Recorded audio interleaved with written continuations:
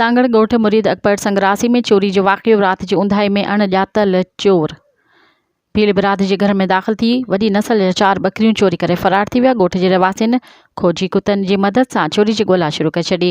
कुता हसन चांडियो जे उताक ते वेही रहिया। चांडिया बिरादरी जा माण्हू जे भील बिरादरीअ जे घरनि ते चढ़ाई। हिकु ॼणो ज़ख़्मी, लठियुनि ऐं कुॿाड़ियुनि जो आज़ादु इस्तेमालु। 2 औरतुनि समेत 3 ॼणा ज़ख़्मी। मुतासिरनि एहतिजाज कंदे सांगड़ खां खिपरो रोड ट्रैफ़िक लाइ बंदि करे छॾियो। मुतासिर ख़ानदाननि जो एहतिजाजी मुज़ाहिरो अणॼातल हथियारबंदनि भील ऐं बिरादरी जे घर खे बाहि ॾेई छॾी, जंहिं सबबि 4 घर सड़ी राख थी विया। पप्पू पात, मूलचंद पाड़ो ऐं पारो पाड़ो इल्ज़ाम हयो आहे त चांडियो बिरादरी जे माण्हुनि असांजे घरनि खे बाहि ॾेई साड़े छॾियो। पुलिस जी मुदाख़लत ऐं जवाबदारनि जे गिरफ़्तार करण जी ख़ातिरी बाद एहतिजाजी धरणो ख़त्म कयो वेंदो। मज़ीद ख़बरनि ऐं तफ़सीलात लाइ विज़िट कयो असांजी वेबसाइट www.awamiNewsHD.com ऐं ॾिसंदा रहो अवामी न्यूज़ HD।